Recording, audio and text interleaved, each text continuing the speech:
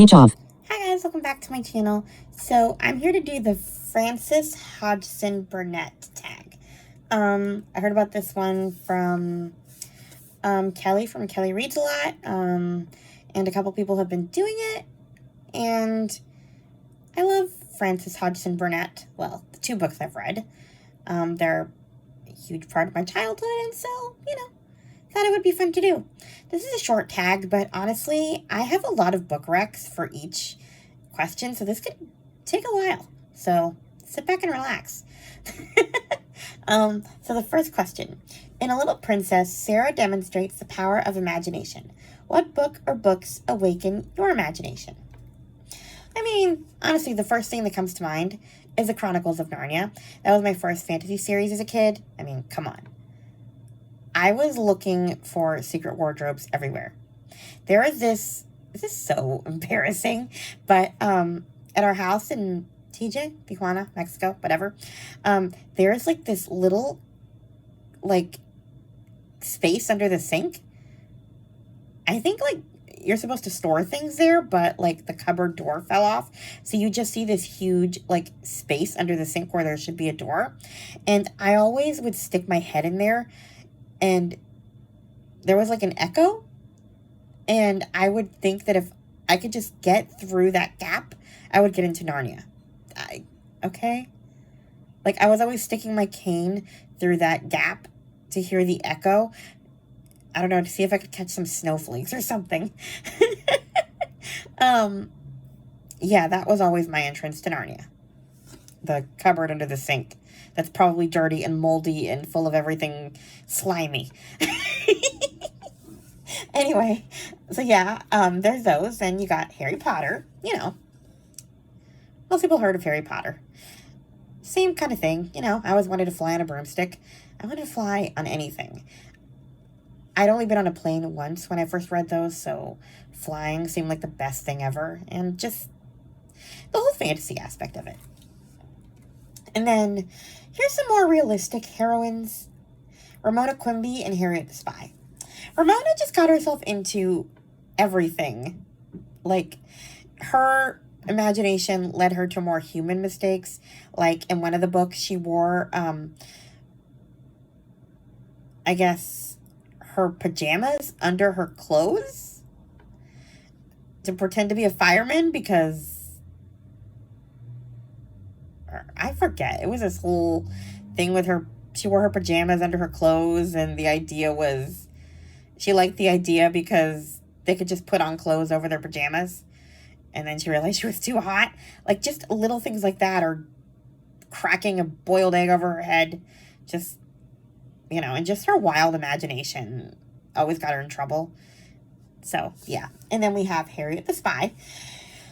That one actually got me into some trouble. Harriet the Spy, Harriet was an eavesdropper, and I was a natural eavesdropper. Honestly, that's kind of one of the advantages of being blind. You are not the most expressive person, so people often say things they shouldn't say in front of you, and they think you're not paying attention. And then, I've learned tricks, because people don't think that I'm paying attention. So at family gatherings, I'll wear headphones, and what I'm really doing is listening to the gossip, at the family parties, because people will say anything in front of me. It's wild. So, yeah, anyway, once I read Harriet the Spy, I started keeping things in a notebook the way she did when she would go spying on the neighbors. And you would think that the Braille notebook would not get read by other people because it was in my Braille note, my little Braille computer. But it did, because our Braille teacher at the time did not know how to back up files onto a storage drive, on a flash drive or whatever. And the only one who had a flash drive at the time, because they were pretty new at the time, was this kid who was a little older than us. So he would back the stuff up onto his flash drive for us. And then when we got our new machines, he would put our files on, and that would be the end of it. But, the teacher didn't take into consideration that maybe you shouldn't necessarily trust teenagers to have everybody's files. That is the naivete of people when it comes to kids with disabilities. You think they can do no wrong? That's a lie. The kid kept my journal and read it and was a little concerned because I exaggerate things. And next thing you know, child services is at my door. So, yeah, sometimes the imagination can run away with you. So be careful who your heroines are. Next question. Little Lord Fauntleroy is a book that demonstrates the kindness of a child. What book or books show kindness in a character, especially kindness in children? So I've never read Little Lord Fauntleroy, but I'll still answer the question. The first book that came to mind was A Place to Hang the Moon by Kate Albus. These kids are just so, nice to each other, and they work together, and they're, just this team that just want to do the right thing and, be loved, and I don't know. I just love them. And then we have Little Women by Louisa May Alcott, the March Sisters. I mean, what's kinder than giving your Christmas breakfast to the poor people when you already don't have enough food for yourselves? Their kindness had sometimes became a little close to martyrdom for me, where it was okay, you're starving, but you're still giving all of this to the poor. It's you're the poor. You're allowed to enjoy yourself once in a while. But, yeah, generally speaking, they're, ones that I would think of as kind.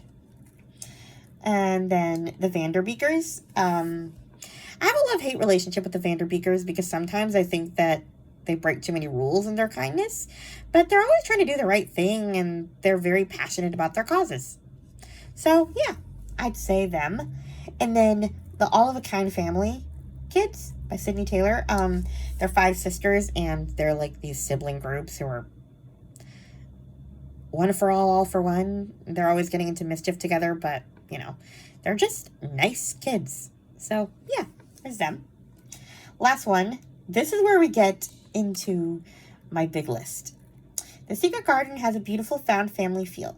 What other reads do you love with the found family theme? So, let's start with the simple ones. Anne of Green Gables. I mean, come on. You know what this is about, right? Orphan girl Anne. She's supposed to be a boy. She's a girl. Matthew and Marilla end up keeping her, and thus the found family is formed. My voice is going out. She is, she's probably one of the first found family books I've ever read, where there's an adoption. I guess that's what I think about when I think of found family, but it doesn't have to be adoption. And then I thought about The Guernsey Literary and Potato Peel Pie Society by Mary Ann Schaefer. This one's an epistolary novel. It's about this woman named Julia, who was a writer, and this guy from Guernsey finds her name in a book and writes to her, and they start a correspondence, and she finds out about their literary society that they have over there and sort of the found family they become during the war. It is a really good found family book. I love that book. And then we have, this one is Magic Hour by Kristen Hanna. This one is one of my favorite of her contemporaries. I know she's more well known for The Nightingale, and her World War II historical fictions, or just historical fiction in general. But this one is a contemporary, and it's about a little girl who is found in the woods, basically, and she, I guess, had been there for a really long time, and she's kind of what they call a wild child, because she doesn't know how to live, in the world of people, She lived in the woods, and she howls. I need some water. I'm still sick. So, yeah, and then this psychiatrist woman comes and has to come back home because, her sister, who's the cop that finds this kid, asks her to come and help her. I guess rehabilitate her to the world of the people. And they sort of form this, sweet family. And, yeah, it's one of my favorite found family books. And then we have The Nature of Fragile Things by Susan Meissner. This one is historical fiction, and I I can't really tell you why it's got found family too much. It's about a woman who answers an ad for, I guess, to, be married to a guy with a little girl, and kind of her relationship with her, and there's the San Francisco earthquake that happens, and there's other people in the story that form this found family that I can't really talk about because that would spoil the story, but it is a really good found family story. So, yeah. I always, for some reason, get Kristen Hanna and Susan Meisner confused just because they write similar things. But yeah, kind of back to Magic Hour. Becca Books and Bujo also, I think, like this one. So, yeah. I remember she did like this whole video kind of ranking her Kristen Hanna books. I forgot where she ranked this one, but it's definitely up there. And then we have Any Other Family by Eleanor Brown. I've never heard anyone talk about this one, but this one was one of my favorites of 2022. I'm not sure if it's clean or not. Like, I cannot remember because at that point, I didn't have a channel and I wasn't keeping track of it for anyone, and I'm not, like, super picky about swear words. But as far as I know, there's no, like, bedroom scenes in this one. There might be some swearing now and then, just because I know they're not, like, religious or anything, but it's not like the focus of the book. It's about these 4 kids, and they lose their grandma. They lived with their grandma and their mom, and their grandma dies, and the mom can't take care of them. Basically, she had them all really young. Like, I think she was like 14 or 15 when she had her first one, and she just kept having kids, and so the question was what to do with these kids. They couldn't take all of the kids. And so it's about the families who took each kid and how they all vowed to keep the kids together. So, like, the oldest daughter went to the single woman, and then the twins went to a couple, and then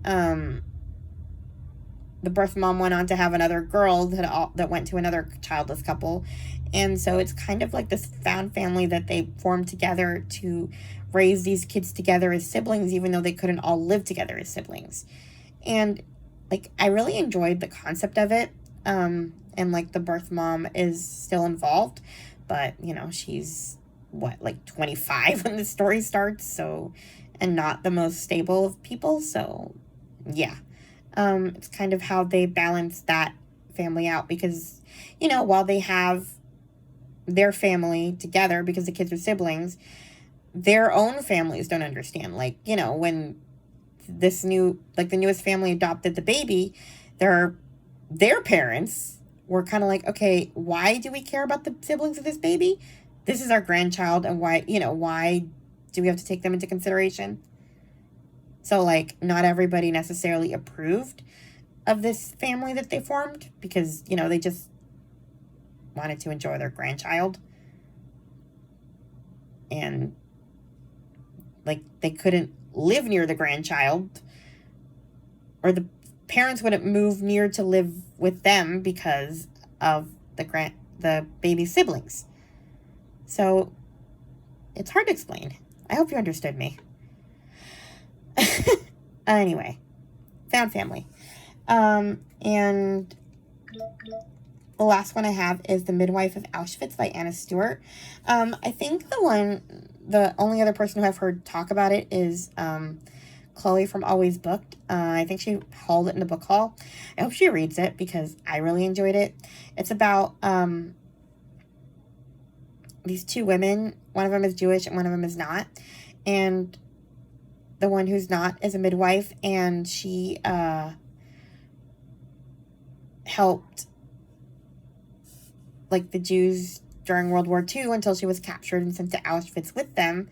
And then she became the midwife there, and her Jewish, like, I guess, friend essentially helped her midwives, so they became kind of midwives together, and they formed a family with like all the women that were, you know, having babies and having to say goodbye to their babies.